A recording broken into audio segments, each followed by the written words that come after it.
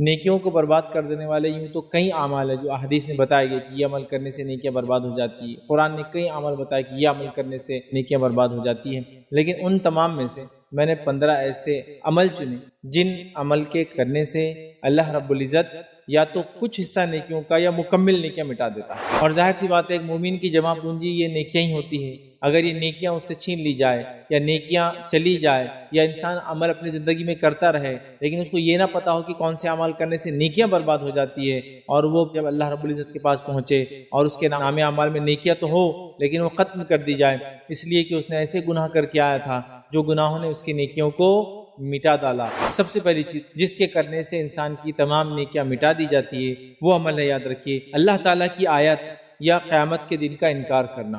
دوسرا گناہ یاد رکھیے، دین اسلام سے ارتداد، مرتد ہو جانا۔ تیسرا وہ عمل جس کے کرنے سے انسان کے اعمال برباد ہو جاتے ہیں، اللہ تعالیٰ کی عبادت میں غیر اللہ کو شریک ٹھہرانے سے اعمال برباد ہو جاتے ہیں۔ چوتھا وہ کام، وہ عمل جس کے کرنے سے اعمال برباد ہو جاتے ہیں وہ یہ اللہ تعالیٰ سے کفر کرنا۔ پانچواں ایسا عمل جس کے کرنے سے انسان کے اعمال آکرت ہو جائیں گے، برباد ہو جائیں گے، بیکار ہو جائیں گی اس کی نیکیاں، خاص طور سے وہ کون سا ہے؟ وہ یہ قرآن مجید کے کسی حکم کو ناپسند کرنا۔ چھٹا وہ کام جس سے کرنے سے ہمارے کیے گئے نیکیاں برباد ہو جاتی ہے، اچھے نیک عمل برباد ہو جاتی ہے، وہ یہ اللہ کو ناراض کرنے والی باتوں کے پیچھے لگنا اور اس کی رضا کو ناپسند کرنا۔ ساتواں وہ گناہ جس کے کرنے سے نیکیاں برباد ہو جاتی وہ عمل ہے اعتقادی نفاق، عقیدے کا نفاق۔ آٹھواں گناہ جس کے کرنے سے عمل برباد ہو جاتے وہ کیا؟ ہم دیکھتے ہیں ہدایت کے واضح ہونے کے بعد رسول اللہ صلی اللہ علیہ وسلم کی مخالفت کرنے سے اعمال برباد ہو جاتے ہیں۔ نواں عمل جس کے کرنے سے انسان کے عمل برباد ہو جاتے وہ کیا ہے؟ وہ ہے رسول اکرم صلی اللہ علیہ وسلم کی بے ادبی کرنا۔ دسواں وہ کام جس سے کرنے سے ہمارے اعمال، ہماری نیکیاں برباد ہو جاتی ہے وہ کیا ہے؟ دسواں کام ہے ریاکاری کرنا۔ گیارہواں عمل جس کے کرنے سے یاد رکھیے انسان کے اعمال برباد ہو جاتے ہیں وہ گیارہواں عمل کیا ہے؟ اکیلے محرمات کا ارتکاب کرنا۔ بارہویں چیز یاد رکھیے نماز عصر کو جان بوجھ کر ترک کرنا، اس سے بھی اعمال برباد ہو جاتے ہیں۔ تیرہواں وہ گناہ جس سے کرنے سے نیکیاں برباد ہو جاتی ہے وہ یہ ہے نجومی کاہنوں کے پاس جانا یا جادو کا کرنا اور کروانا۔ چودہواں 14 وہ کام جس کے کرنے سے اعمال ضائع ہو جاتے ہیں وہ یہ ہے اللہ تعالیٰ کی قسم کھا کر یہ کہنا کہ فلاں آدمی کو اللہ معاف نہیں کریں گے۔ 15واں عمل جس کے کرنے سے نیکیاں ختم ہو جاتی ہے، ضائع ہو جاتی ہے، برباد ہو جاتی ہے، 15واں آج کا جو گناہ ہے وہ یہ اللہ کے بندوں کی حق تلفی کرنا۔ لیکن ایک بات میری یاد رکھیے، میں جتنے گناہوں کے تعلق سے بات کر رہا ہوں ان میں سے اکثر گناہ ایسے جن گناہوں کی اگر معافی مانگ لی جائے زندگی کے اندر نزع کی حالت سے پہلے توبہ کر لی جائے تو یہ تمام کی تمام معاف ہو سکتی ہے۔ تو کوئی نا امید نہ ہو میری باتوں میں سن۔ پہلا عمل جس کے کرنے سے انسان کی تمام نیکیاں مٹا دی جاتی ہے وہ عمل ہے، یاد رکھیے، اللہ تعالیٰ کی آیت یا قیامت کے دن کا انکار کرنا۔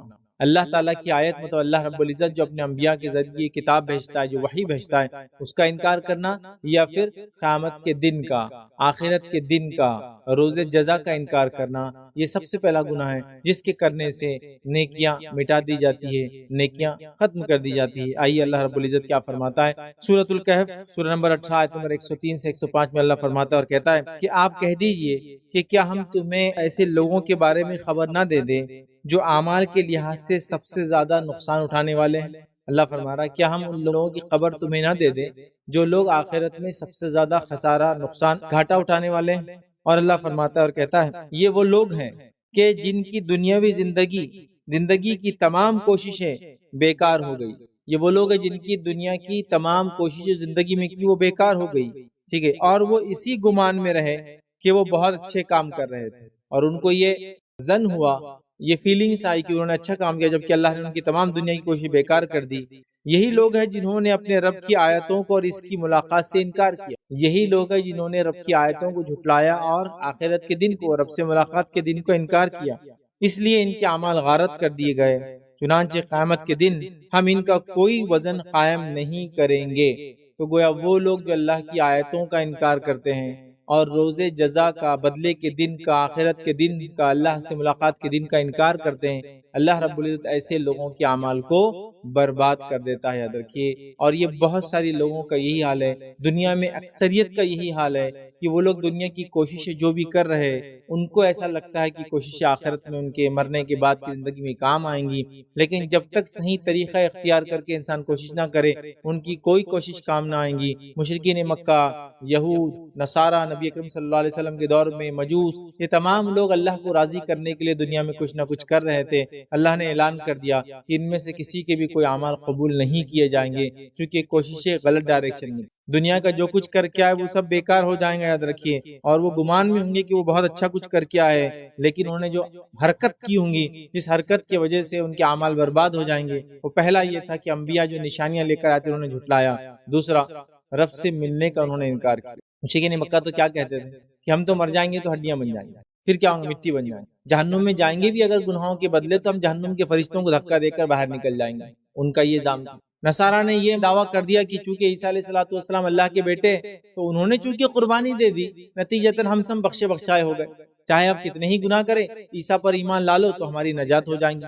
تو اللہ رب العزت نے یہ سب کے اس عقیدے کے تعلق سے رد کیا اور کہا کہ دنیا میں جو کچھ کر کے آئے تھے یہ سوچ کر کہ بہت اچھا کر رہے، آخرت میں کچھ بھی کامیاب نہیں ہونے والے، اس لیے کہ سب سے پہلا کام جو غلط کیا اللہ کی آیتوں کو جھٹلایا، اور دوسری سب سے بڑی غلطی کی کہ اللہ سے ملنے کا انکار کیا، ملنے کا مطلب روز جزا کا انکار کیا، تو اللہ رب العزت جو ان کے اعمال کو آکارت اور برباد کر دیں گا۔ آئیے وہ دوسرا گناہ کیا ہے جس کے کرنے سے تمام اعمال، تمام نیکیاں برباد ہو جاتی ہے اور انسان جہنم رسید ہو جاتا ہے۔ وہ دوسرا گناہ یاد رکھیے، دین اسلام سے ارتداد، مرتد ہو جانا، حق کو چھوڑ دینا، اسلام کو چھوڑ دینا، ٹھیک ہے؟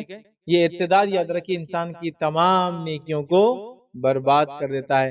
جیسے کہ ایک انسان کفر کی حالت سے اسلام میں آئے تو تمام پچھلے گناہ معاف ہو جاتے ہیں، اسی طرح ایمان کی حالت سے کفر کی حالت میں چلا جائے تو پچھلے تمام نیکیاں ختم ہو جاتی ہیں اور انسان جہنم رسید ہو جائیں گا اگر اسی حالت میں مر گیا۔ سمجھ رہا بات کو؟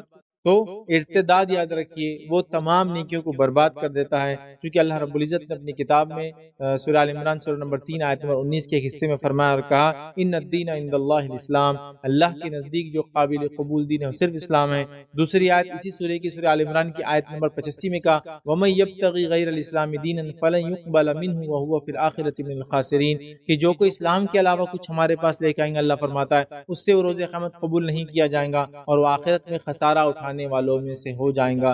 تو لہٰذا دین سے منہ پھیر لینا، حق سے منہ پھیر لینا، اسلام سے منہ پھیر لینا، ارتداد کو اختیار کرنا، ٹھیک ہے، مطلب اسلام کا رد کر دینا اور مرتد ہو جانا، یاد رکھیے یہ انسان کی تمام نیکیوں کو برباد کر دیتا ہے۔ اور یاد رکھیے جب انسان مرتد ہوتا ہے تو مرتد ہونے کی کئی کیفیتیں ہیں، ارتداد کی کئی کیفیتیں، کئی صورتیں، 3 سے 4 صورتیں آپ کے سامنے سرسری طور سے رکھتا ہوں کہ وہ کیا کیا صورتیں ہیں، ورنہ ہم یہ سمجھتے صرف کہ میں یہ بول دوں کہ میں اب مسلمان نہیں رہا، یہ ایک صورت نہیں، اس کی 3 سے 4 صورتیں جو علماء بتاتے ہیں، اور اس کے علاوہ بھی صورتیں ارتداد کی، جس میں سے پہلی صورت یاد رکھی وہ یہ ہے کہ بعض اوقات صرف زبان سے کسی بول کی وجہ سے انسان مرتد ہو جاتا ہے، زبان کے کسی بول سے وہ مرتد مطلب وہ کفر میں چلا جاتا ہے، اور کفر میں چلا جانا مطلب اسلام کو چھوڑ دینا، اس اعتبار سے میں کہہ رہا ہوں۔ تو بعض الفاظ صرف کچھ الفاظ ادا کر کے کفر کی طرف چلا جاتا ہے، ارتداد کر بیٹھتا ہے، جس کی مثال یہ کہ اللہ تعالیٰ کو یا اس کے رسولوں کو یا اس کے فرشتوں کو گالی گلوچ کرنا، برا بھلا کہنا، مذاق کا موضوع بنانا، انسان اس سے اسلام سے نکل جاتا ہے، یاد رکھیں۔ اور فرشتوں پہ ایمان وغیرہ کے تعلق سے میں نے اس میں تفصیلات اس کی رکھی تھی کہ اکثر علماء کے ہی فتوی ہے کہ فرشتوں کا مذاق اڑانا یہ کفر ہے، ٹھیک، تو اس سے انسان جو ہے نکل جاتا ہے۔ دوسری مثال اگر ہے تو بعض اوقات وہ اپنے کسی فعل کی وجہ سے مرتد ہو جاتا ہے، کسی فعل، کسی ایکشن کی وجہ سے مرتد ہو جاتا ہے، مثال کے طور پر جیسا کہ بتوں کو سجدہ کرنے لگ جائے، بتوں کے سامنے جھکنے لگ جائے، ہے نا، چاہے وہ زمین آسمان کی کوئی اور مخلوق کو جھکنے لگ جائے، یہ بھی مرتد ہو گیا، یہ بھی ارتداد کفر کی ایک کیفیت ہے۔ اسی طرح تیسری شکل یاد رکھیے وہ اپنے عقیدے کے اندر باطل عقائد کو شامل کر لے، اسلامی عقیدے باطل عقائد کو شامل کر لے تو بھی وہ مرتد ہو جاتا ہے، جیسے کہ مثال کے طور پر یہ سوچے کہ زنا حلال ہے، نماز کی کوئی ضرورت نہیں، بس یہ ڈرانے کے لیے کہ 5 وقت پڑھو تو اچھے رہیں گے، نہیں پڑھے بھی تو کچھ نہیں ہوتا، تو یہ بھی ایک صورت ہے۔ اسی طرح ارتداد کی ایک صورت ہے یاد رکھیے کہ صرف شک کی وجہ سے انسان مرتد ہو جاتا ہے۔ شک سے مراد یہ کہ پتہ نہیں اللہ ہے یہ نہیں ہے، چلو لیکن ہم مان لیتے کیا ہے، پتہ نہیں شرک کو برا تو بولا جا رہا ہے لیکن ہو سکتا ہے اللہ شرک کرنے کے بعد ہی معاف کر دے گا یار، اصل ہاں جہنم تو ہے لیکن ہو سکتا ہے ڈرانے کے لیے ہوں گی، تو جو سزائیں بولی جا رہی ہے وہ آخرت میں چھوٹ دے دی جائیں گی، یہ اس کو شک ہے، یاد رکھیے، ٹھیک ہے، تو ایسے شکوک کی بنیاد پہ یاد رکھیے وہ مرتد ہو جاتا ہے، اور یہ پختہ شک ہے اس کا کہ ٹھیک ہے اللہ نے بولا شرک حرام ہے لیکن مسئلہ نہیں کو کر بھی لے تو میں امید کرتا ہوں معافی ہو جائیں گے، جہنم تو ہے لیکن مجھے ایسا لگتا ہے کہ میں کو شکی کوئی جائیں گا بلکہ سب کو اللہ معافی کر دیں گے، اور ایسے جب شکوک اور شبہات جب دینی عقائد میں جو کہ واضح طور سے اللہ نے اپنی کتاب میں اس کے رسولوں نے ڈرائے لوگوں سے، اور اس کے بعد انسان کرے کہ جہنم وہنم ڈرانے کے لیے تھی، وہ نہیں ہے، تو یہ شک شبہات بھی انسان کو مرتد کر دیتے. ٹھیک ہے، دین کو چھوڑ دینا چاہے کسی بھی قسم سے، تو وہ انسان مرتد ہو جاتا ہے، اور مرتد ہونے سے اس کے تمام پچھلے اعمال برباد ہو جاتے. یاد رکھیے. اور آج کل کا جو زمانہ چل رہا ہے، بہت چھوٹی چھوٹی باتوں پہ میں نے دیکھا ہے نوجوان الحاد کو اختیار کر رہے ہیں. الحاد مطلب دین کو چھوڑ دے رہے ہیں. اسلام رب کو ماننا مطلب وہ کسی قسم کے معبود کو ہی نہیں مان رہا تھا، یہ کہہ رہے کہ کوئی ہے ہی نہیں بنانے والا. یا پھر دوسرا یہ کہ وہ ارتداد، کچھ دنیا کی پسند کی وجہ سے مرتد ہو جا رہے ہیں، کچھ دنیا کی چاہت کی وجہ سے مرتد ہو جا رہے ہیں، کوئی دنیا کے منصب پوزیشنز کی وجہ سے مرتد ہو جا رہے ہیں، کوئی دنیا کی چاہت کی وجہ سے، کوئی عورت کی وجہ سے لوگ مرتد ہو جا رہے ہیں. یہ بہت بڑا خسارہ. یاد رکھیے. آئیے اللہ رب العزت نے مرتد کے اعتبار سے، ارتداد کے اعتبار سے کیا فرمایا. اللہ فرماتا ہے اور کہتا ہے وَمَن يَرْتَدِدْ مِنْكُمْ عَنْ دِينِهِ فَيَمُتْ وَهُوَ كَافِرٌ فَأُولَٰئِكَ حَبِطَتْ أَعْمَالُهُمْ فِي الدُّنْيَا وَالْآخِرَةِ وَأُولَٰئِكَ أَصْحَابُ النَّارِ هُمْ فِيهَا خَالِدُونَ. اللہ فرماتا ہے اور کہتا ہے کہ اور تم میں سے جو لوگ دین سے پلٹ جائیں اور کفر کی حالت میں مر جائیں تو ان کے اعمال دنیا میں بھی غارت ہوں گے اور آخرت میں بھی، اور یہی لوگ جہنمی ہوں گے اور جو اس میں ہمیشہ ہمیشہ رہیں گے. تو مرتد کی سزا ہمیشہ کی جہنم میں. یاد رکھیے. اور اس کے پچھلے اعمال اللہ نے فرمایا برباد ہو جاتے ہیں. تو لہٰذا ایمان بڑی اہم چیز ہے، انسان اس کو غنیمت جانے اور ہمیشہ اس ایمان کی دولت کو، اس سرمایہ کو سنبھال کے اٹھا کے رکھنے کی ضرورت ہے. دنیا کی چند لالچیں، چند فوائد کبھی بھی انسان کو حق سے دور نہ کرے. جاتا ہے. آئیے تیسرا وہ عمل جس کے کرنے سے انسان کے اعمال برباد ہو جاتے ہیں، وہ عمل کیا ہو دیکھتے ہیں. اللہ تعالیٰ کی عبادت میں غیر اللہ کو شریک ٹھہرانے سے اعمال برباد ہو جاتے ہیں. ایک انسان اللہ کی عبادت بھی کر رہا ہے جبکہ ہمیں حکم اللہ کی عبادت ہی کرنے کا ہے، تو اللہ کے ساتھ کسی کو شریک کرنے سے پچھلے اعمال برباد ہو جاتے ہیں. یاد رکھیے. اور انسان جہنم رسید ہو جاتا ہے. یاد رکھیے. جس کی چونکہ شرک کے تعلق سے ہم سب جانتے ہیں، شرک ایک سب سے سنگین جرم ہے جو انسان اللہ رب العزت کی ذات کے ساتھ جو ہے کرتا ہے. یاد رکھیے. تو لہٰذا شرک کرنے سے اعمال برباد ہو جاتے ہیں، ختم کر دیے جاتے ہیں. لیکن ایک بات میری یاد رکھیے، میں جتنے گناہوں کے تعلق سے بات کر رہا ہوں، ان میں سے اکثر گناہ ایسے جن گناہوں کی اگر معافی مانگ لی جائے زندگی کے اندر نزا کی حالت سے پہلے توبہ کر لی جائے تو یہ تمام کی تمام معاف ہو سکتی ہے. تو کوئی نا امید نہ ہو میری باتوں میں. امید ہمیشہ باقی ہے. توبہ کر لے، راستہ اس کو پلٹنے کا ہمیشہ باقی. یاد رکھیں. ٹھیک ہے. تو آئیے تیسرا وہ گناہ جو غیر اللہ کو شریک کرنا، شرک کرنا، یہ بہت سنگین جرم ہے. لیکن میں بہت افسوس کے ساتھ اس بات کو کہہ رہا ہوں کہ امت مسلمہ میں شرک کو اتنے دھڑلے سے کیا جا رہا ہے کہ نعوذ باللہ توحید شرک بن چکا اور شرک توحید بن چکا. نعوذ باللہ. اللہ ہم کو معاف کرے. مطلب حالت یہ ہے کہ ایک اللہ کو ماننے کو لوگ شرک سمجھ رہے ہیں. یہ کیا صرف ایک اللہ کو مانگ رہے ہیں، اور شرک کو توحید سمجھ رہے ہیں. ہاں یہ طریقہ اللہ سے مانگنے. سمجھے اتنا شرک کامن ہو چکا ہے درکی ہمارے سماج میں. لہٰذا ایسے سماج میں ہمارے لیے بہت ضروری ہے اپنے عقیدے کو انٹیکٹ رکھے، اس کا علم حاصل کرے، اس کو مضبوط بنائے. یاد رکھیے. اور چھوٹے موٹے آندھی طوفان یا بڑے بڑے آندھی طوفان جو عقیدے کے معاملے میں آئے، وہ بھی ہم کو اپنے عقیدے سے، اپنے بلیف سے، اپنے ایمانیت سے ہلا نہ سکے. یاد رکھیے. تو آئیے شرک جو ہے یہ بڑا خطرناک جرم ہے. اور اللہ رب العزت نے سورہ انعام سورہ نمبر 6 اور آیت نمبر 88 میں ایک ایسی بات کہی. یاد رکھیے. جس کے لیے آیت نمبر 86 سے یہ مسئلہ شروع ہوتا ہے. 86 87 اور 88 پہ یہ بات آ رہی ہے. تو 86 اور 87 میں اللہ رب العزت نے کم و بیش ایک لمبا واقعہ ہے. اس سے پہلے کی بھی کچھ آیتیں، پوری آیتوں کو اگر ملا لے تو کم و بیش 18 انبیاءوں کا تذکرہ اس آیت نمبر 88 سے پہلے. کتنے انبیاءوں کا تذکرہ ہے؟ 18 انبیاءوں کا سیدھا اللہ نے نام لیا، سیدھا نام لیا کہ یہ اور یہ اور یہ اور یہ اور یہ 18 انبیاءوں کا نام لینے کے بعد اللہ رب العزت کیا فرماتا ہے؟ اس کے کنکلوژن، اس کے آخر میں جو کہ آیت نمبر 88 ہے، اس میں فرماتا ہے اللہ وَلَوْ أَشْرَكُوا لَحَبِطَ عَنْهُمْ مَا كَانُوا يَعْمَلُونَ. اگر یہ لوگ بھی اے نبی صلی اللہ علیہ وسلم شرک کرتے، یہ انبیاء جن کے ہم نے نام تم ابھی لیے ہیں، اگر یہ انبیاء بھی شرک کرتے تو اللہ فرما رہا ہے ہم ان کے بھی اعمال کو برباد کر دیتے. کیا فرمایا؟ اور اگر یہ حضرات بھی شرک کرتے، جو کچھ ہی اعمال کرتے تو سب اکارت ہو جاتے. تو اگر انبیاء بھی اگر شرک کرتے تو اللہ فرما رہا ہم ان کے اعمال بھی برباد کر دیتے. تو شرک کیا کرتا ہے؟ اعمال کو، نیکیوں کو کھا جاتا ہے، برباد کر دیتا ہے. یاد رکھیے. آئیے آگے اللہ رب العزت نے صرف ان انبیاءوں کو نہیں، سورہ زمر سورہ نمبر 39 39 اور آیت نمبر جو 65 میں 65 میں اللہ فرماتا ہے اور کہتا ہے وَلَقَدْ أُوحِيَ إِلَيْكَ وَإِلَى الَّذِينَ مِن قَبْلِكَ لَئِنْ أَشْرَكْتَ. اللہ فرماتا ہے اے نبی صلی اللہ علیہ وسلم ہم تم سے وَلَقَدْ أُوحِيَ إِلَيْكَ ہم آپ کی طرف بھی اس چیز کی وحی کر رہے ہیں اور آپ سے پہلے بھی انبیاء کو ہم نے یہی وحی کی تھی۔ اللہ فرماتا ہے إِلَيْكَ وَإِلَى الَّذِينَ مِن قَبْلِكَ اور آپ سے پہلے بھی ہم نے یہی وحی کی تھی لَئِنْ أَشْرَكْتَ کہ نبی اگر آپ نے بھی شرک کیا ہم آپ کے بھی اعمال کو برباد کر دیں گے وَلَتَكُونَنَّ مِنَ الْخَاسِرِينَ اور آپ بھی خسارہ اٹھانے والوں میں سے۔ اے نبی اگر آپ نے بھی شرک کیا تو آپ کے اعمال بھی برباد ہو جائیں گے۔ پچھلی آیت میں 18 انبیاءوں کے نام لینے کے بعد کہا کہ اگر انہوں نے بھی شرک کیا ہوتا تو ان کے اعمال بھی برباد ہو جاتے۔ تو انبیاء جیسی ذات بھی اگر شرک کر لے، چونکہ وہ شرک کرتے نہیں، یہ صرف وضاحتی قوموں کو اور آنے والے لوگوں کو کہ یہ اتنے نزدیک میرے ہونے کے باوجود بھی میں ان سے شرک برداشت نہیں کروں گا، تو باقی لوگوں کا کیا ہے؟ ہوتا ہے نا، کچھ لوگوں کا معاملہ یہی ہوتا ہے۔ ٹھیک، تو اللہ کہہ رہا ہے نہیں، تم اتنے قریب ہو میرے، لیکن اگر تم بھی شرک کرو تو اعمال برباد ہو جائیں گے۔ یقیناً آپ کی طرف بھی اور آپ سے پہلے بھی تمام انبیاءوں کی طرف وحی کی گئی ہے کہ اگر آپ نے بھی شرک کیا تو بلا شبہ آپ کا عمل بھی ضائع ہو جائیں گا اور یقیناً آپ خسارہ اٹھانے والے لوگوں میں ہوں۔ جو انبیاء جو کبھی شرک کر ہی نہیں سکتے، اللہ ان کو وارننگ دے رہا ہے۔ در حقیقت یہ قوموں کو ایک وضاحت ہے، قوموں کو ایک وارننگ ہے کہ اگر تم بھی یہ غلطی کرو تو تمہارے ساتھ بھی وہی سلوک اور عمل کیا جائے گا کہ تمہارے اعمال کو برباد کر دیا جائے گا جو ایک عام آدمی کے ساتھ کیا۔ تو لہٰذا شرک جو ہے عمل کو برباد کر دیتا ہے۔ تو ہم اپنے آپ کو، اپنی نفسوں کو، اپنی اولاد کو شرک سے محفوظ رکھنے کی پوری کوشش کریں۔ آئیے آگے بڑھتے ہیں۔ چوتھا وہ کام، وہ عمل جس سے کرنے سے عمل برباد ہو جاتے، وہ یہ اللہ تعالیٰ سے کفر کرنا۔ اللہ تعالیٰ سے کفر کرنے سے کیا ہوتا ہے؟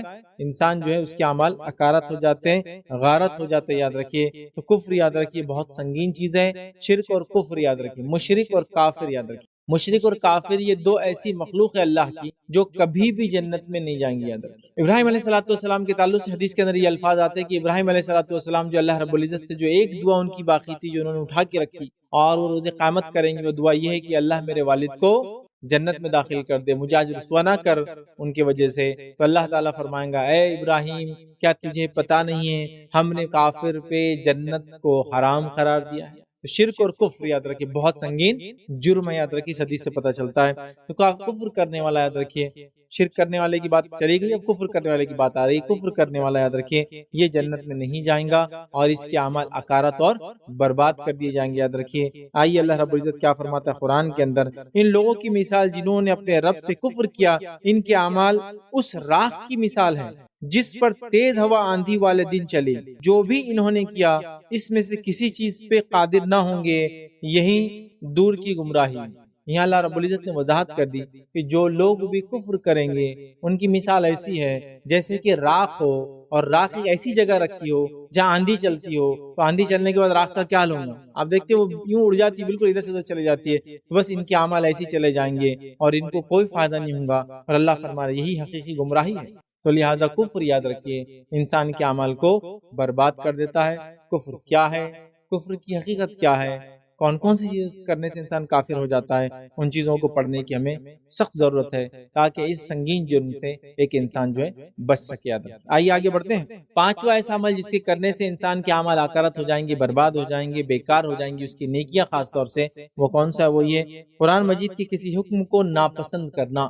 قرآن کی کسی حکم کو، چونکہ وہ اللہ کی طرف سے، تو اللہ کے کسی حکم کو یا قرآن کے کسی حکم کو ناپسند کرنا، ناپسند کرنا۔ اور یہ مسئلہ تو ایسا ہے، اب میں اس معاملے میں کیا بتاؤں آپ، اتنے سارے قرآن کے احکامات ہیں، چونکہ ہم کو نہیں سمجھتے، ہمارے پلے نہیں پڑ رہے، سمجھ رہے، یا میں اس کی خلاف ورزی کر رہا ہوں تو میں یہ سوچنے لگ جاتا ہوں یار ایسا کیوں ہے، خامخواہ ایسا نہیں ہونا تھا یار، یہ ایک عام بات ہوگی۔ جیسا مثال کے طور پہ قرآن نے کہہ دیا زانی کو سزا دی جائے، اگر غیر شادی شدہ ہو تو 100 کوڑے لگائے جائے، شادی شدہ ہو تو سنسار کر دیا جائے، چور اگر چوری کرے تو ہاتھ کاٹ دیا جائے، کوئی انسان خون کرے تو خون کا قصاص کا بدلہ خون سے لیا جائے۔ جب یہ باتیں آتی ہیں تو کچھ لوگ بولتے رہے یار یہ عجیب ہی حکم ہے، نہیں ہونا تھا، بہت ہی سخت دکھ رہا۔ تو یہ اللہ کے حکم کو آپ کیا کریں معلوم، اس کے انکار کرنے والے آپ ناپسند کر رہے ہیں۔ یا عورتوں کی اگر مثال لے لے تو یہ پردہ وردہ کہہ کے لیے چپ خامخواہ دے دیے اللہ تعالیٰ نے، یا پھر سستی، کاہلی اور دنیا پرستی کے نتیجے میں آج ہمارے حال یہ نماز 5 وقت نہیں ہونا تھا، کاش، اور ناپسند کرنے لگتے ہیں۔ پہلے تو یہ ایسی ہوتا ہے کیوں ہوا، پھر ناپسندیدگی کی طرف جاتا ہے، اور کبھی کبھار انسان اپنی عام زندگی میں اس کو بول بھی بیٹھتا ہے یار کیا یہ 5 وقت کی نماز، یہ کیا پردہ وردے کا یہ حکام لگا نعوذ باللہ، یہ کیا سزائے موت کا ہے، اب چلتا غلطی ہو جاتی ہے بچوں سے، کیا چلتا بھی۔ تو یہ ایک اللہ کے حکم کو ناپسند کرنے میں ہے۔ تو اللہ کے حکم کو یا قرآن کی کسی حکم کو ناپسند کرنے سے آدمی کافر ہو جاتا ہے، یاد رکھیے، اور اس کے تمام اعمال برباد بھی ہو جاتے ہیں۔ تو یہ پانچواں وہ ہے، یاد رکھیے، عمل جس سے کرنے سے عمل برباد ہو جاتے ہیں، وہ یہ ہے کہ قرآن کی کسی حکم کو ناپسند کرنا۔ اور اللہ رب العزت نے اس بات کو قرآن میں یوں فرمایا، اور کچھ لوگوں کی صفت بتاتے ہوئے فرمایا جن کو سزا ملیں گی۔ اللہ فرماتا ہے، کہتا ہے، یہ اس لیے کہ جو کچھ اللہ نے نازل کیا تھا اسے انہوں نے ناگوار سمجھا، چنانچہ اللہ نے ان کے اعمال کو ضائع کر دیا۔ یہ ان کے ساتھ اس لیے ہوا کہ انہوں نے اللہ کی اتاری ہوئی آیت کو ناپسند کیا، اللہ کی بتائی باتوں کو ناپسند کیا، اس کی وجہ سے ان کے اعمال غارت کر دیے گئے۔ تو لہٰذا اللہ کی کسی بات کو ناپسند کرنا، قرآن کے کسی احکام کو ناپسند کرنے سے اعمال برباد ہو جاتے ہیں۔ لہٰذا ہم بہت احتیاط کریں کہ ہم کس چیز کو پسند کرتے ہیں، کس چیز کو ناپسند کرتے ہیں۔ کبھی ہوتا ہے قرآنی کچھ باتیں ہم کو سمجھ نہیں آتی ہے، جب کوئی چیز سمجھ نہ آئے تو اللہ رب العزت سے دعا کریں، اے اللہ مجھے اس چیز کی سمجھ دے، اس حکم کی حکمتیں سمجھا، میرے دل میں ان کے تعلق سے محبت پیدا کر۔ لیکن کبھی بھی اس کے اپوزٹ جانے کی کوشش نہیں کرنا، اس لیے کہ میں اپنی تقریر میں بار بار کہتا ہوں، شریعت یاد رکھیے ایک سیسا پلائی ہوئی دیوار ہے، اگر اس پہ آپ اپنا سر مارو گے تو سر پھوڑ لو گے، ہاتھ مارو گے تو ہاتھ توڑ لو گے، اس کو کوئی فرق پڑنے والا ہے ہی نہیں۔ تو اپنے آپ کو کیوں برباد کریں؟ ٹھیک ہے، صرف اس لیے کہ مجھے سمجھ میں نہیں آ رہی کوئی چیز تو وہ چیز ایسی کیوں ہے؟ تو ہم پسند کریں شریعت کے حکم کو، چاہے سمجھ میں آئے چاہے سمجھ میں نہ آئے، بعد میں اللہ سے دعا کرے، اس کی حکمتیں تلاش کرے، علماء سے رجوع کرے، اس کو جاننے کی کوشش کرے، انشاءاللہ جس بات سمجھ میں آ جائیں گے۔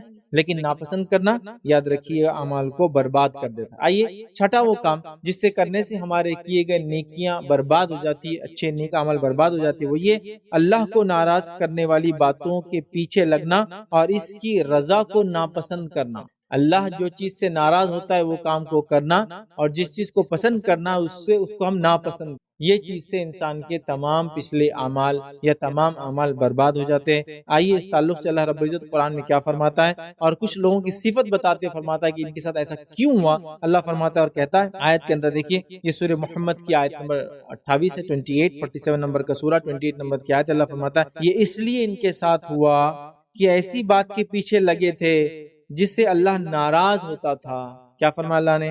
یہ اس لیے کہ وہ ایسی بات کے پیچھے لگ گئے جس نے اللہ کو ناراض کر دیا، اور انہوں نے اس کی رضا کو ناپسند کیا، تو اللہ تعالیٰ نے ان کے اعمال کو برباد کر دیا۔ مطلب ایسے کام کرنا جن سے اللہ ناراض ہوتا ہے، اور ایسے کاموں کو ناپسند کرنا جس کو اللہ پسند کرتا ہے، تو یہ اعمال کرنے سے انسان کے پچھلے اعمال برباد ہو جاتے ہیں۔ لیکن جیسا میں نے شروع میں کہا، توبہ کے دروازے موت سے پہلے تک کھلے ہیں، لہٰذا اپنے رب سے ہم جو ہے خوب توبہ کرے۔ اگر ایسا کچھ ہے تو کوئی پسند اللہ کی ہو، ہم اس کو ٹھیک ہے، اللہ کی کو پسندیدہ چیزیں ہم کر نہیں پا رہے، ایک الگ بات ہے، لیکن ہم نے اس کو ناپسند کرنا، اور اللہ جس کو پسند کرتا ہے اس کو ہم ناپسند کریں، جس کو ناپسند کرتا ہے ہم پسند کریں، یہ بہت بڑا مسئلہ ہے۔ ایک چیز ہو سکتی ہے کہ اللہ کسی چیز کو ناپسند کرتا ہے لیکن پھر بھی مجھ سے وہ ہو رہی ہے، میں توبہ کر سکتا ہوں، لیکن اللہ ناپسند کرتا ہے میں کروں اور یہ کہوں مجھے یہ پسند ہے، یہ پرابلم ہے۔ اور اللہ جو ہے جس چیز کو پسند کرتا ہے اس کو میں نہیں کر پا رہا ہوں کسی وجہ سے، ٹھیک ہے، لیکن میں اس کو ناپسند کروں کہ اللہ کیوں پسند کرتا ہے اس چیز کو، یاد رکھیے اعمال کو برباد کر دیتا ہے۔ اور مشرکین نے یہی کیا، اللہ کو جو پسند تھا ان کو ناپسند تھا، اور اللہ کو جو ناپسند تھا اس کو وہ پسند کرتے تھے، یاد رکھیے، ٹھیک ہے۔ تو یہ چھٹا تھا۔ آئیے ساتواں وہ گناہ جس کے کرنے سے عمل نیکیاں برباد ہو جاتی، وہ عمل ہے اعتقادی نفاق، عقیدے کا نفاق۔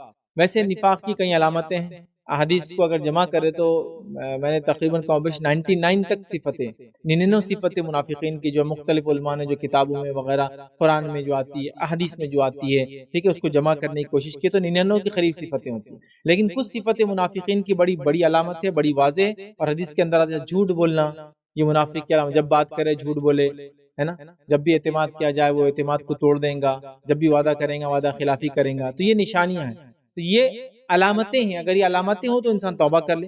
لیکن ایک ہوتا ہے عقیدے کی جو ہے نفاق، مطلب اعتقادی منافق، مطلب اس کے عقیدے میں نفاق، ایک ہوتا ہے عمل کا نفاق اور ایک ہوتا ہے عقیدے کا نفاق۔ تو اعتقادی جو منافق ہوں گا، یاد رکھیے اس کی تمام اعمال برباد ہو جاتے ہیں، اس بات کو ہم ذہن نشین کر لے، یاد رکھیے۔ اور اللہ رب العزت نے اس بات کو قرآن میں یوں بیان کیا۔ ویسے نفاق ایک بہت بری چیز ہے، یاد رکھیے، منافق بھی جہنم میں رہیں گے، ہمیشہ جنت میں نہیں جائیں گے، یاد رکھیے، لیکن یاد رکھیے نفاق بھی کفر کی ایک قسم ہے، نفاق بھی کفر کی ایک قسم ہے۔ ہوتا یہ ہے کہ کافر ظاہراً بھی کفر اختیار کرتا ہے، بولتا ہے میں مسلمان نہیں ہوں، اور اندر بھی کافر ہوتا ہے، لیکن منافق ظاہراً بولتا ہے میں ایمان والا اور اندر کافر ہوتا ہے، تو منافق بھی یاد رکھیے یہ بھی کفر کی ایک قسم ہیں، تو اعتقادی منافق جو ہوں گا وہ کافر ہوتا ہے، یاد رکھیے، اور اس کے بھی عمل برباد ہو جائیں گے۔ اللہ رب العزت نے قرآن میں دیکھیے کیا فرمایا ایسے لوگوں کے تعلق سے، اور یہ سورہ مائدہ سورہ نمبر 5 کی آیت 53 53 ہے، 5 سورہ نمبر 5 آیت نمبر 53 میں اللہ فرماتا ہے، کہتا ہے وَيَقُولُ الَّذِينَ آمَنُوا أَهَؤُلَاءِ الَّذِينَ أَقْسَمُوا بِاللَّهِ جَهْدَ أَيْمَانِهِمْ إِنَّهُمْ لَمَعَكُمْ حَبِطَتْ أَعْمَالُهُمْ فَأَصْبَحُوا خَاسِرِينَ۔ اللہ فرماتا اور کہتا ہے اور ایمان والے کہیں گے کہ کیا یہی لوگ ہیں جو اللہ کی بڑی بھاری قسمیں کھایا کرتے تھے کہ یقیناً وہ تمہارے ساتھ ہیں۔ منافقین کیا کرتے تھے؟ جنگ ہوگی، جہاد ہوگی، جاتے نہیں تھے، اور پھر بڑی بڑی قسمیں کھاتے تھے، اللہ کی قسم ہم تمہارے ساتھ ہیں جنگوں میں، لیکن دھوکہ دیتے تھے۔ تو اللہ فرما رہا ہے کہ ایمان والے اس دن کہیں گے کیا یہ وہی لوگ ہیں جو اللہ کی بڑی بڑی قسمیں کھاتے تھے کہ ہم ایمان والے تمہارے ساتھ ہیں؟ پھر اللہ فرما ایسے منافقوں کے اعمال برباد ہوں گے روز قیامت۔ مومن تو سمجھیں گے مسلمان ہی تھے، تو وہ کہیں گے کیا یہ وہی لوگ ہیں جو بڑی بڑی قسمیں کھاتے تھے، لیکن ان کی حالت کیا ہے آج؟ اللہ فرماتا ہے کہ ان کے عمل برباد ہوں گے اور انہوں نے بالآخر نقصان ہی اٹھایا ہوں۔ تو منافق چونکہ دنیا میں تو پتہ نہیں چلتا، صفتیں تو پتہ چلتی ہے لیکن ہم کسی کو انڈیکیٹیولی تو نہیں کہہ سکتے، لیکن چونکہ منافق ہمارے ساتھ تھے، وہ اللہ کی قسمیں کھاتے تھے، اپنے آپ کو ایمان والا بتاتے تھے، تو مومن کہیں گے کیا وہی لوگ ہیں جو اللہ کی قسمیں دنیا میں کھایا کرتے تھے، اور آج تو ان کے عمل اللہ نے برباد کر دی ان کے نفاق کی وجہ سے۔ یاد رکھیے، تو نفاق یاد رکھیے کہ ایسی برائی ہے جس سے عمل برباد ہو جاتے ہیں۔ آئیے وہ 8واں گناہ جس سے کرنے سے عمل برباد ہو جاتے ہیں وہ کیا ہم دیکھتے ہیں۔ ہدایت کے واضح ہونے کے بعد رسول اللہ صلی اللہ علیہ وسلم کی مخالفت کرنے سے عمل برباد ہو جاتے ہیں۔ ہدایت کے گائیڈنس کے کلیئر ہو جانے کے بعد نبی اکرم صلی اللہ علیہ وسلم مخالفت کرنے سے انسان کے عمل برباد ہو جاتے ہیں۔ یہ الگ بات ہے کہ انسان سے کوئی غلطی ہو جائے، چوک ہو جائے، تو اس سے انشاءاللہ کسی مسئلہ نہیں ہوگا، لیکن جان بوجھ کر کبھی ہوتا ہے ہم کو علم نہیں ہے جس کی وجہ سے ہم نے کوئی عمل کر لیا، لیکن ہماری نیت یہ نہیں تھی کہ ہم کو پتہ ہے یہ سنت ہے، پھر سنت کو جان کے ہم نے کہا اب اس کے خلاف ورزی میں ہم کام کریں گے، ہم کو پتہ ہی نہیں تھا اور خلاف ورزی ہو گئی تو انسان توبہ کر لے۔ لیکن نبی اکرم صلی اللہ علیہ وسلم کی واضح ہدایت آنے کے بعد خلاف ورزی کرنا یہ عمل کو برباد کر دیتا ہے۔ یاد رکھیے اس لیے کہ نبی اکرم صلی اللہ علیہ وسلم کا بڑا اونچا مقام ہے، یاد رکھیے، اور نبی کے موافقت میں، اتباع میں ہم کو کام کرنا ہے، ان کی مخالفت میں ہمیں دیکھیں اپنے زندگی کا کوئی عمل بھی ہم نبی اکرم صلی اللہ علیہ وسلم کی مخالفت میں کبھی نہ کریں۔ آئیے اللہ رب العزت جو ہے نبی اکرم صلی اللہ علیہ وسلم مخالفت میں عمل کرنے سے اعمال برباد ہو جاتے ہیں، اس کے تعلق سے کیا فرماتا ہے؟ اللہ فرماتا ہے اور کہتا ہے، یہ سورہ محمد سورہ نمبر 47 47 اور آیت نمبر 32 میں اللہ فرماتا ہے اور کہتا ہے کہ بلا شبہ جن لوگوں نے کفر کیا اور اللہ کی راہ سے دوسروں کو روکتے ہیں اور ان پر ہدایت واضح ہو جانے کے بعد انہوں نے رسول اللہ صلی اللہ علیہ وسلم کی مخالفت کی، ان پر ہدایت واضح ہونے کے بعد نبی اکرم صلی اللہ علیہ وسلم نے مخالفت کی، وہ اللہ کا کچھ بھی نہیں بگاڑ سکتے، اللہ ایسے لوگوں کے اعمال برباد کر دیں گا۔ تو یہاں بھی دیکھیے نبی اکرم صلی اللہ علیہ وسلم کی ہدایت واضح ہونے کے بعد بھی اگر کوئی ان کی مخالفت کرے تو وہ انسان کے اعمال برباد کر دیے جاتے ہیں۔ آئیے وہ 9واں عمل جس کے کرنے سے انسان کے اعمال برباد ہو جاتے ہیں وہ کیا ہے؟ وہ ہے رسول اکرم صلی اللہ علیہ وسلم کی بے ادبی کرنا، رسول اکرم صلی اللہ علیہ وسلم کی گستاخی کرنا، نبی اکرم صلی اللہ علیہ وسلم کے احترام کے خلاف کوئی بات کرنا۔ یاد رکھیے لیکن یہ کتاب اور سنت سے جس چیز کو گستاخی اور احترام کے خلاف کہا ہے یہ اس معنی میں، ورنہ ہم لوگوں نے بہت ساری چیزوں کو اپنی طرف سے گستاخی بنا دی، جس کے نتیجے میں ہم ہر ارے غیرے کو گستاخی رسول بول کر ہر وہ انسان جو میرے خلاف ہے، مجھے پسند نہیں ہے، میں اس کو اچھا نہیں سمجھتا ہوں، اس کو گستاخی رسول کا ٹائٹل دے دیا جاتا ہے۔ یہ وہ معنی میں نہیں، قرآن و سنت کہ واضح دلائل کے بعد کوئی گستاخی کرے، نبی اکرم صلی اللہ علیہ وسلم کی بے ادبی کرے، ٹھیک ہے، شان میں گستاخی کرے، تو ایسے انسان کے بھی عمل برباد ہو جاتے ہیں۔ اور آئیے اس تعلق سے چونکہ نبی اکرم صلی اللہ علیہ وسلم کا احترام یہ ایمان کا تقاضا، یاد رکھیے ہمارے، ٹھیک ہے، تو عمل برباد ہو جاتے ہیں اگر اللہ کے رسول صلی اللہ علیہ وسلم کا احترام کو انسان نہ کرے، جس کے تعلق سے جو ہے اللہ رب العزت سورہ نور سورہ نمبر 24 اور آیت نمبر اس کے 63 کے اندر یاد رکھیے بات بیان کرتا فرماتا ہے لا تجعلوا دعاء الرسول بینکم کدعاء، اللہ رب العزت قرآن میں فرماتا ہے کہ نبی اکرم صلی اللہ علیہ وسلم کو تم ویسے آپس میں نہ پکارا کرو جیسے ایک دوسرے کو آپس میں پکارتے ہیں۔ اور واقعہ مشہور ہے کہ ایک شخص آیا اور وہ نبی اکرم صلی اللہ علیہ وسلم گھر کے پیچھے آ گیا کہ وہ دروازے پہ بھی نہیں تھا اور پیچھے سے چلا رہا یا محمد یا محمد یا محمد، تو اللہ رب العزت نے، کچھ لوگ کہتے ہیں شان نزول یہ تھا، بس چلا ہی رہا ہے، ایک تو گھر کے پیچھے ہے، دروازے کے پاس نہیں ہے اور چلاتا ہے، نبی اکرم صلی اللہ علیہ وسلم باہر نہیں آتے، تو اللہ نے فرمایا تم نبی کو ویسی آوازیں مت دیا کرو جس طرح سے آوازیں تم ایک دوسرے کو دیتے ہو، جیسے ایک دوسرے کو ہم بلا رہے اے چل فلاں آ جا، اے فلاں آ جا، یا عربی کے اندر حرف ندا ہے، یا حرف ندا ہے یا مطلب متوجہ ہو، میری طرف دیکھو، میری طرف بلٹو، میری بات سنو، کئی معنوں میں استعمال ہوتا ہے. جیسے یا اللہ ہم بولتے ہیں، یا اللہ میری بات کو سن لے، اللہ کو وہ کرنے. اسی طرح کوئی انسان جا رہا تو ہم یا فلاں کہتے ہیں. تو اسی طرح اللہ کے رسول کو جب آپس میں جیسی بات کرتے ہو ویسا نہ کہو، اللہ فرما رہا ہے، ٹھیک ہے، چونکہ نبی کا احترام ہے. اسی طرح سورہ حجرات سورہ نمبر 49 آیت نمبر 2 میں اللہ نے جو بات بیان کی، یہ بات تو بڑی خطرناک ہے جو ہم بار بار سورہ حجرات کی ابتدا میں پڑھتے ہیں. اللہ فرماتا ہے، کہتا ہے یا ایھا الذین آمنوا لا ترفعوا اصواتکم فوق صوت النبی ولا تجہروا له بالقول کجہر بعضکم لبعض. اللہ فرماتا ہے، کہتا ہے کہ اے وہ لوگوں جو ایمان لائے ہو، اپنی آوازوں کو نبی کی آواز سے اونچی نہ کرو. نبی کے موجودگی میں یا نبی کے سامنے اپنی آوازوں کو اونچی نہ کرو. کیوں اونچی نہ کرو؟ اللہ فرماتا ہے سامنے بلند آواز سے اس طرح بات نہ کرو جس طرح تم آپس میں بات کرتے ہو بلند آواز سے، ورنہ تمہارے اعمال برباد ہو جائیں گے اور تم کو اس کا شعور بھی نہیں آئے گا. مطلب نبی اکرم صلی اللہ علیہ وسلم کی موجودگی میں تیز آواز میں بات کرنے سے منع کیا گیا. نبی اکرم صلی اللہ علیہ وسلم کو نام لے کر آواز دینے سے منع کیا گیا ہے. اور اللہ رب العزت نے بھی دیکھیے نبی اکرم صلی اللہ علیہ وسلم سے جب خطاب کیا اپنی کتاب میں، تو آپ اگر دیکھیں گے اس کا مطالعہ کریں گے تو 4 جگہ محمد کہا اور 1 جگہ احمد کہا، اور وہ احمد بھی جو کہا وہ عیسیٰ علیہ السلام نے بشارت دی اس معنی میں کہا. تو 5 جگہ ہی آپ کا نام ہے اور 4 جگہ آپ نے کہا ہے. لیکن اللہ رب العزت نے آپ کا نام تبھی لیا جب اس کی اشد ضرورت تھی، جیسا محمد الرسول اللہ کہ محمد اللہ کے رسول ہے، اور ان کے ساتھی جو ہے فلاں کہا، ٹھیک ہے. ایک جگہ کہا کہ محمد صلی اللہ علیہ وسلم تم میں سے کسی کے والد نہیں ہے نا. تو بہت ضرورت کی جگہ پر آپ کا نام استعمال کیا. اس کے علاوہ اللہ رب العزت بھی کس طرح سے بات کرتا ہے، یا ایھا المدثر، یا ایھا المزمل، ہے نا، یا ایھا النبی، یا ایھا الرسول. محمد اللہ رب العزت نے بھی نام نہیں لیا، اللہ رب العزت نے بھی نام نہیں لیا. تو یہ نبی اکرم صلی اللہ علیہ وسلم کا احترام ہے. وہ لوگ میری بات کو غور سے سنیں جو دھکے دھکے پر اللہ کے رسول صلی اللہ علیہ وسلم کو نام لے لے کر پکارتے یا محمد یا محمد. سے کہ اللہ نے تو منع کیا جیسا آپس میں نام لیتے ہو نبی کا نام اس طرح سے نہ لو. دوسری جگہ کہا کہ نبی کی موجودگی میں تیز آواز میں بات نہ کرو ورنہ تمہارے اعمال برباد ہو جائیں گے. اور صحابہ نے اس کو بالکل تیز آواز کو فزیکلی ایسی سمجھا، اور ایک صحابی رسول نے اللہ کے رسول کی مجلس میں آنا چھوڑ دیا جن کے تعلق سے نبی اکرم صلی اللہ علیہ وسلم نے پوچھا وہ کہاں ہیں، پہلے آیا کرتے تھے اب نہیں دکھتے ہیں. صحابی وہاں گئے، دوسرے صحابہ کہا کیا بات ہے تم وہاں کیوں نہیں رہو؟ تو کہا میرے عمل تو برباد ہو گئے، باقی کیا فائدہ اللہ کے رسول صلی اللہ علیہ وسلم مجلس میں. تو کہا کیسے؟ تو ان کی فزیکلی آواز تیز تھی، اس کو عام زبان میں اردو بولتے بڑا گلا ہے، اونچی آواز میں بات کر. ہوتا ہے نا کسی کی فزیکل وائس ہی تیز ہوتی ہے، تو ان کی آواز اونچی تھی جس کے نتیجے میں انہوں نے چھوڑ دیا. جب اللہ کے رسول صلی اللہ علیہ وسلم کی بات بتائی گئی تو آپ نے فرمایا تم ان لوگوں میں سے نہیں ہو، واپس آ. اور اس کے بعد روایتوں میں آتا ہے کہ عمر ابن خطاب رضی اللہ عنہ جن کی آواز ذرا بلند تھی، اونچی بڑی آواز تھی، جو شخصیت بھی بڑی تھی، نبی اکرم صلی اللہ علیہ وسلم جب بات کرتے، یہ آیت کے آنے کے بعد سورہ حجرات تھی، تو کبھی کبھار اللہ کے رسول صلی اللہ علیہ وسلم کو خود پوچھنا پڑتا ہے عمر کیا، عمر کیا، اور اتنے آہستہ بولتے کہ کہیں اونچی ہو جائے اور عمل برباد نہ ہو جائے کہ ان کو پوچھنا پڑتا کہ اے عمر کیا ہے، ذرا ریپیٹ کرو. اتنی پھر صحابہ نے آواز کو پست کر لیا. اس کے بعد یاد کسی امام کا بڑا مشہور قول ہے، نبی اکرم صلی اللہ علیہ وسلم کی قبر مبارک پر بھی آواز اٹھانے کو حرام قرار دیتے.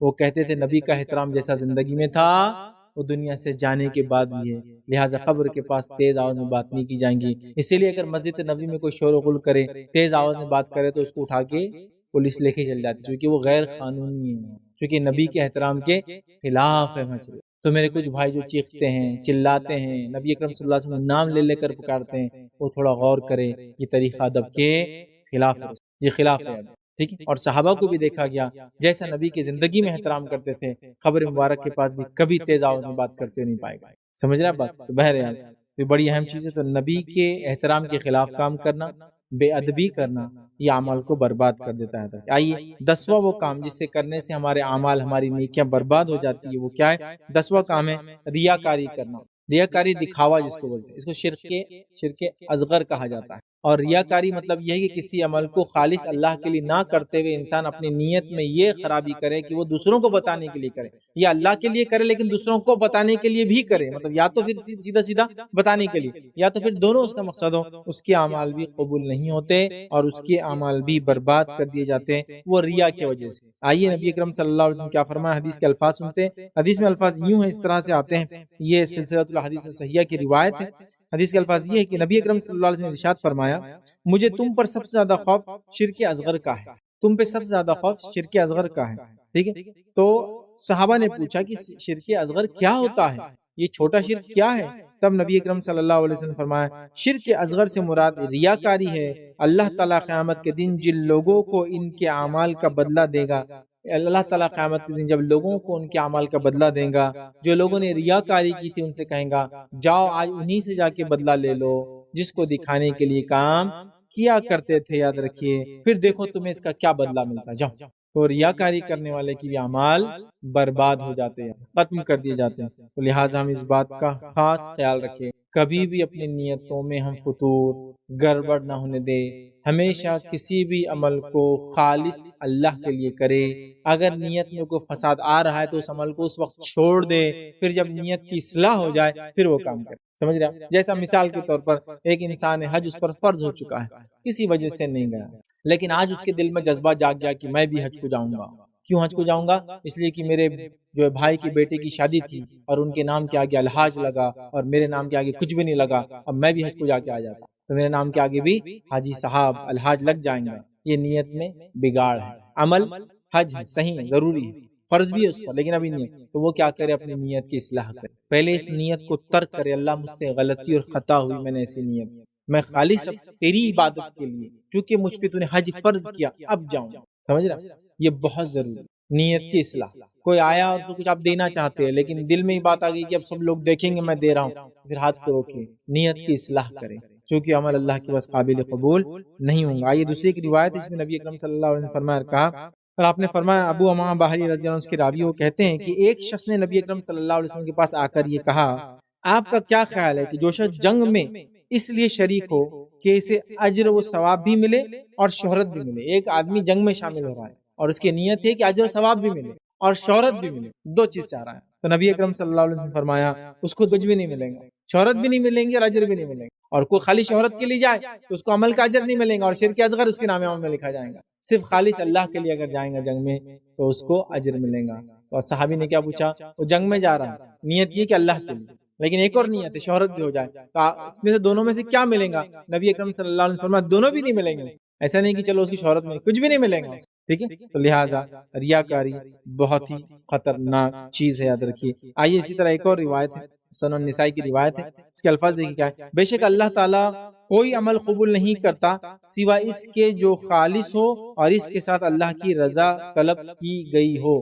اللہ تعالیٰ کوئی عمل قبول نہیں کرتا سوائے اس کے کہ وہ خالص ہو اور اللہ کی رضا کے لیے کیا گیا ہو، مطلب نیت بھی اور عمل بھی دونوں کا خالص ہونا شرط ہے کسی عمل کے قبولیت کے لیے، تو اللہ تعالیٰ قبول ہی نہیں کرتا۔ لہٰذا ہم ریا سے بچے، ریا بہت خطرناک مرض ہے، لیکن یہ ہماری سوسائٹی اور سماج میں بہت کامن ہو چکا ہے کہ ہم اعمال کو لوگوں کو دکھانے کے لیے کر رہے ہیں، یاد رکھیے، ٹھیک ہے؟ اسی طرح 11واں عمل جس کے کرنے سے یاد رکھیے انسان کے اعمال برباد ہو جاتے ہیں، وہ 11واں عمل کیا ہے؟ اکیلے میں محرمات کا ارتکاب کرنا، مطلب وہ چیز جو حرمت والی ہے، وہ چیز جو حرام ہے، جب آپ خلوت میں ہو، اکیلے میں ہو، اس کا ارتکاب کرنا، پبلکلی نہیں کرنا، لیکن جب چھپے ہوئے ہو، اکیلے میں ہو تو کرنا، ایسا کرنے سے بھی انسان کے اعمال برباد ہو جاتے ہیں۔ اور اس تعلق سے یاد رکھیے ثوبان رضی اللہ عنہ اس کے راوی فرماتے اور کہتے ہیں رسول اللہ صلی اللہ علیہ وسلم نے ارشاد فرمایا، میں یقیناً اپنی امت کے لیے ایسے لوگوں کو جانتا ہوں جو قیامت کے روز ایسی نیکیاں لے کر آئیں گے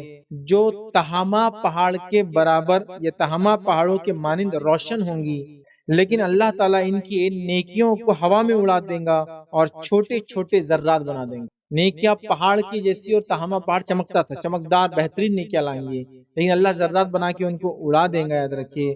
ثوبان رضی اللہ عنہ نے فرمایا، اے اللہ کے رسول صلی اللہ علیہ وسلم یہ کون لوگ ہیں بتا دیجئے تاکہ ان لوگوں سے ہم احتیاط کریں اپنی زندگی میں۔ تو آپ نے فرمایا آپ ان لوگوں کے بارے میں ہمیں وضاحت کر دیجئے تاکہ ان کے بارے میں ہم کو کھل کر بیان کر دیجئے تاکہ ہم کو ہمارے علم میں آ جائے اور ہم ان لوگوں کے ساتھ شامل نہ ہوں۔ تو آپ نے فرمایا یہ وہ لوگ ہیں، خبردار وہ تمہارے بھائی ہوں گے، مطلب مسلمان ہوں گے، ٹھیک ہے، تمہاری قوم سے ہوں گے، مطلب تمہیں میں سے ہوں گے، اور وہ رات کو اسی طرح قیام کریں گے جیسا تم قیام کرتے ہو، تہجد کا بھی اہتمام کرنے والے ہوں گے جیسا کہ تم کرتے ہو، لیکن وہ ایسے لوگ ہوں گے کہ جب خلوت میں ہوں گے، اکیلے میں ہوں گے، پردے میں ہوں گے، لوگوں کی نظروں سے دور ہوں گے، خلوت میں ہوں گے، تو انہیں اللہ تعالیٰ کی حرام کردہ چیزیں ملیں گی تو وہ ان سے اپنا دامن نہیں بچائیں گے.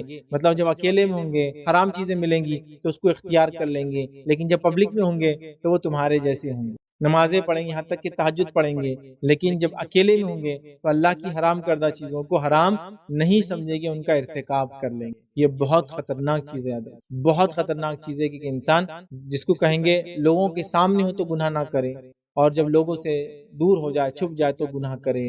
اور اس کے تعلق سے کسی شخص نے بڑی بہترین بات کہی تھی کہ اکیلے میں گناہ کرنے سے بچا کرو. ویسے تو گناہ تو کبھی بھی نہیں کرنا چاہیے، لیکن انہوں نے کہا کہ اکیلے میں گناہ کرنے سے بچا کرو، اس لیے کہ اکیلے گناہ جب کرو گے تو گواہ بھی وہی ہے جو انصاف کرنے والا ہے. مطلب اکیلے میں گناہ کرنے سے بچو، اس لیے کہ جو جج ہے وہی وٹنس بھی ہے اس کیس کے اندر، کیونکہ اکیلے میں گواہ اللہ ہی ہے، فیصلہ بھی اللہ ہی کرنے والا. حالانکہ کھلے میں بھی کریں گے تو اللہ ہی گواہ ہے، لیکن لوگ بھی گواہ بنتے ہیں، لیکن اکیلے گناہ میں وہ کہتے ہیں زیادہ بچو، اس لیے کہ یہاں گواہ وہی ہے جو انصاف کرنے والا ہے. مطلب جج جو ہے وہی وٹنس بھی ہے کیس کے اندر. تو لہٰذا ہم بہت بچے، اللہ کی حرام کردہ چیزوں کو ہم دل سے حرام جانیں، چاہے پبلکلی ہو حرام ہے، چاہے اکیلے میں ہو حرام ہے، چاہے لوگوں کے سامنے ہو تو بھی حرام ہے، اور اسی طرح جو کہیں بھی انسان ہو تو بچے. تو خلوت میں اکیلے میں جو حرام کردہ چیزوں کو کرتے ہیں ان لوگوں کے اعمال یاد رکھیے برباد کر دیے جاتے ہیں، یاد رکھیے. اسی طرح جو ایک 12ویں چیز یاد رکھیے، نماز عصر کو جان بوجھ کر ترک کرنا، اس سے بھی اعمال برباد ہو جاتے ہیں. نماز عصر کو، ویسے عصر کیا، ویسے ساری نمازیں اہم ہیں، لیکن عصر کی نماز کی تاکید ہے، یاد رکھیے. اور اس کے تعلق سے بہت ساری وعیدیں ہیں، جیسا کہ ایک روایت میں یہاں تک الفاظ ہے کہ کوئی اگر عصر کی نماز ایک بار چھوڑ دے تو اس کو روز قیامت جو اس پہ غم طاری ہوگا اس ایک نماز کو چھوڑنے، غم وہ اتنا زیادہ ہوگا جیسا کہ اس کے پورے رشتہ دار مر گئے اور پورا مال ایک ساتھ لٹ گیا. کتنا غم ہوتا ہے انسان کو، اتنا غم روز قیامت صرف ایک عصر کی نماز چھوڑنے کا ہوگا انسان. بہرحال تو عصر کی نماز کو بلا وجہ چھوڑنا، جس کو ہم کہیں گے دانستہ طور پر چھوڑنا، جان بوجھ چھوڑنا، انجانے میں چھوٹ گئی، غلطی سے چھوٹ گئی، غفلت میں چھوٹ گئی، بے ہوشی میں چھوٹ گئی، ہنگامی کیفیت میں چھوٹ گئی، ہو سکتا ہے، لیکن جان بوجھ کر دانستہ طور پر چھوڑنا یاد رکھیے بہت سخت جرم ہے. اور اللہ رب العزت نے اس نماز کی تاکیدی حکم قرآن میں دیا اور فرمایا اپنی نمازوں کی حفاظت کرو، اور بیچ والی نماز کی خاص طور سے بیچ والی نماز کی حفاظت کرو. نمازوں کی حفاظت مطلب پانچوں نمازوں کی حفاظت پر بیچ والی نماز، تو بیچ والی نماز سے مراد یاد رکھیے عصر کی نماز ہے. اس سے پہلے فجر ظہر آتی ہے، پھر عصر آتی ہے، اور اس کے بعد مغرب اور عشاء. تو عصر کی نماز بیچ والی نماز یاد رکھیے. تو اللہ نے اس کی خاص تاکیدی حکم دیا. اور آئیے اس تعلق سے نبی اکرم صلی اللہ علیہ وسلم نے کیا فرمایا، فرماتے جو شخص نماز عصر کو چھوڑ دے تو اس کے اعمال ضائع ہو جاتے ہیں. جو شخص نماز عصر کو چھوڑ دے اس کے اعمال ضائع ہو جاتے ہیں. اللہ ہم پہ رحم کرے. ہم عصر تو کیا کتنی نماز ہم چھوڑ دیتے ہیں. عموماً یہ دیکھا جاتا ہے کہ لوگ مغرب کی نماز سب سے زیادہ پڑھتے دن کی نمازوں. اس کی وجہ کیا مجھے نہیں معلوم، بٹ لوگ پڑھتے ہیں، یا شاید اذان ہوتے ہی جماعت رہتی ہے، جو بھی وجہ. آپ کو سب سے زیادہ آڈینس پبلک مسجد میں صرف آپ کو مغرب میں ملیں گے. اس کے بعد دیگر نمازوں کا حال کیا ہے آپ بہرحال سمجھ سکتے ہیں. مغرب میں آپ کو تھوڑی سی آڈینس زیادہ ملتی ہے، سب سے کم فجر میں ملیں گی اور سب سے زیادہ مغرب ملیں گی. یہ ہوا روز کی نمازوں میں. ہفتے والی نمازوں کے اندر جمعہ میں آپ کو ملیں گے، ویکلی اگر کوئی نماز میں زیادہ لوگ ہوتے ہیں، اور ایئرلی دیکھیں تو پھر عیدین میں آپ کو ملیں گے. اور عیدین میں بھی عید الفطر پہ زیادہ ملیں گے عید الاضحیٰ کے مقابلے میں. ٹھیک، تو یہ نماز ہے. اور اس کے علاوہ کبھی کبھار اوکیجنلی جو نمازوں میں رش بڑھ جاتا ہے، وہ آندھی آ گئی، طوفان آ گئی، زلزلہ آ گیا تو مسجدیں بھر جاتی. مجھے اچھے سے یاد ہے جب میں چھوٹا تھا اور لاتور کا زلزلہ آیا تھا، چھوٹے ہی تھے ایک طرح سے، تو نیند سے تو نہیں جاگے، زلزلہ آیا تب تو نہیں جاگے، لیکن زلزلہ آنے کے بعد گھر والوں نے جگایا، گھر سے باہر نکلے اور باہر جا کے کھڑے ہو کے وہ ساری چیزیں یاد ہے. تو اس دن فجر کی اذان ہوئی، چھوٹے تھے تو نماز کو چلو نماز کو چل جائیں گے. اب سب لوگ جا رہے تھے، گھر میں لوگ بولے جاؤ نماز کو جاؤ، ہر آدمی نماز کے لیے جا رہا تھا. تو جب نماز کے لیے میں ایک مسجد گیا تو اس مسجد کا حال یہ تھا کہ میں نے ویسا اس سے پہلے بھی نہیں دیکھا اپنی لائف میں، اور اب میری زندگی کا اتنا بڑا حصہ گزر چکا ہے اب تک نہیں دیکھا. وہ مسجد کا حال یہ تھا، اور ساری مسجدوں کا حال یہ تھا کہ اس کا گراؤنڈ فلور بھی فل تھا، اس کا فرسٹ فلور بھی فل تھا، اس کا سیکنڈ فلور بھی فل تھا، اور اس کے چھت پہ میرے کو جانا پڑا تھا جہاں اتنی دھول جمی ہوئی تھی وہ سارے فلور پر اور چھت پر کہ تو صاف نہیں ہوتا نا. فجر میں کسی کو تھوڑے انداز پبلک آئیں گے، وہ چھت پہ جا کے پڑے، اور جب وہاں سے دیکھا تو ہر مسجد کا وہی حال تھا. تو یہ بہت اوکیجنلی، مطلب میں نے سے عیدین میں بھی اتنا رش کبھی نہیں دیکھا، کیونکہ وہ زلزلہ شاید 3:30-4 بجے رات میں آیا تھا، اور گرمی کے دن تھے 5-5:15 بجے. بہت لوگ تھے، اور اس لیے بھی تھے کہ بھائی آگے زلزلہ تو مسجد میں مرے تو زیادہ اچھا ہے سیدھا گھروں کے اندر رہنے سے. آپ سمجھ، تو زلزلے ایک بار آتے ہیں تو اس کے جھٹکے آتے رہتے تھوڑی دیر. ٹھیک ہے، تو بہرحال تو اوکیجنلی پڑھتے ہیں، نمازوں کو روز پڑھنا ہے، 5 وقت پڑھنا ہے، پابندی کے ساتھ پڑھنا ہے، یاد رکھیے، حسن خوبی کے ساتھ پڑھنا ہے، یاد رکھیے، جماعت کے ساتھ پڑھنا ہے، یاد رکھیے، اول وقت میں پڑھنا ہے، یاد رکھیے، مسجد میں جا کر پڑھنا ہے، یاد رکھیے، یہ بڑی اہم چیزیں ہیں۔ بہرحال عصر کی نماز کے لیے خاص تاکید ہے۔ آئیے آگے بڑھتے ہیں۔ 13واں وہ عمل جس کے کرنے سے اعمال برباد ہو جاتے، 13واں وہ گناہ جس سے کرنے سے نیکیاں برباد ہو جاتی، وہ یہ ہے نجومی کاہنوں کے پاس جانا یا جادو کا کرنا اور کروانا۔ دونوں کو ایک ساتھ رکھواؤں، نجومی یا کاہنوں کے پاس جانا یا جادو کا کرنا اور کروانا۔ آئیے حدیث کے الفاظ سنیے، نبی اکرم صلی اللہ علیہ وسلم فرماتے اور کہتے ہیں کہ جو شخص جو ہے کسی کاہن یا نجومی کے پاس جائے اور اس کی کسی چیز کے تعلق سے سوال کرے تو اس کی 40 راتوں کی نماز قبول نہیں ہوتی، مطلب 40 دنوں تک نماز قبول نہیں ہوتی ہے، 40 دنوں تک اس کی نماز ضائع ہو جاتی ہے جو کسی کاہن کے پاس جا کر سوال کرے۔ ٹھیک ہے، وہ اس کو ایمان رکھتا ہے نہیں رکھتا ہے، بات کو مانتا ہے نہیں مانتا ہے، سیکنڈ گیا اور سوال کیا، 40 دن کی نماز گئی۔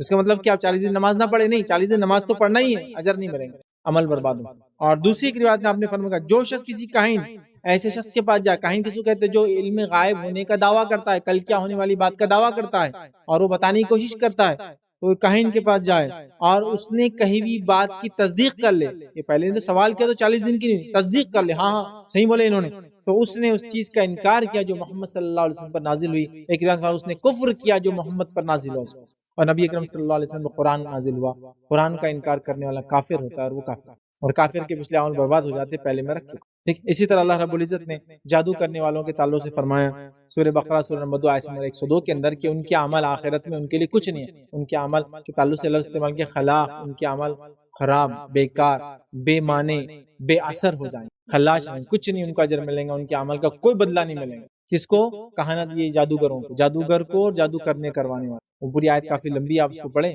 لیکن یہ بات طے اللہ نے فرمایا ہے کہ جو جادو کرتا ہے اس کے اعمال کے تعلق سے وہ جانتا ہے آخرت میں کچھ بدلہ نہیں۔ تو کہانت کا کرنا، جادو کا کرنا اعمال کو برباد کر دیتا ہے۔ لیکن اب میں کیا بولوں، یہ کہانت اور جادوگری تو ایسا حال ہو گیا کہ ہر دھکے دھکے پر، ہر کونے کونے پر، ہر نکڑ و چوراہے پر، اخبار کے اندر 100 ایڈ ہے تو 50 ایڈ تو اس کی بھرے ہوئے، فلاں مسئلہ ہے تو آ جائیے، فلاں یہ ہے تو آ جائیے، فلاں ہے تو ایسا ہو جائیے، آپ کا ہاتھ بتائیے، لکیروں سے تقدیر جان لیجئے، فلاں سے تقدیر جان لیجئے، یہ ہو گئے تو فلاں ہو گئے، پتے نکال کے تقدیر جان لیجئے، انسانوں سے تقدیر نکالی جا رہی ہے، جانور تقدیر بتا رہے ہمارے کل کیا ہوگا، کہاں مریں گے ہم وہ پتا چل رہا، تو کسی کو یہ اور ساری چیزیں، بزنس میں کل کیا کرنا ہے، یہاں تک کی حالت یہ ہوگی اب کل کون سے کپڑے پہننا ہے وہ بھی وہی طے کر رہے ہیں، کل کالا پہنو بہت اچھا ہے، کل سفید مت پہنو اس سے نقصان ہوگا، کل پنک نوٹیں استعمال مت کرو، گرین نوٹوں پہ کام چلا لو، مطلب سب وہ طے کر لے رہے اب کل کیا ہوگا، اور اسی میں پوری زندگی غرق ہو رہی ہے۔ ایسا آدمی جو کاہنوں کے پاس جاتا ہے، سوال کرتا ہے تو 40 دن کی نماز آیا، سوال کر کے مان لیتا ہے تو شریعت کا منکر اور کافر ہو جاتا ہے،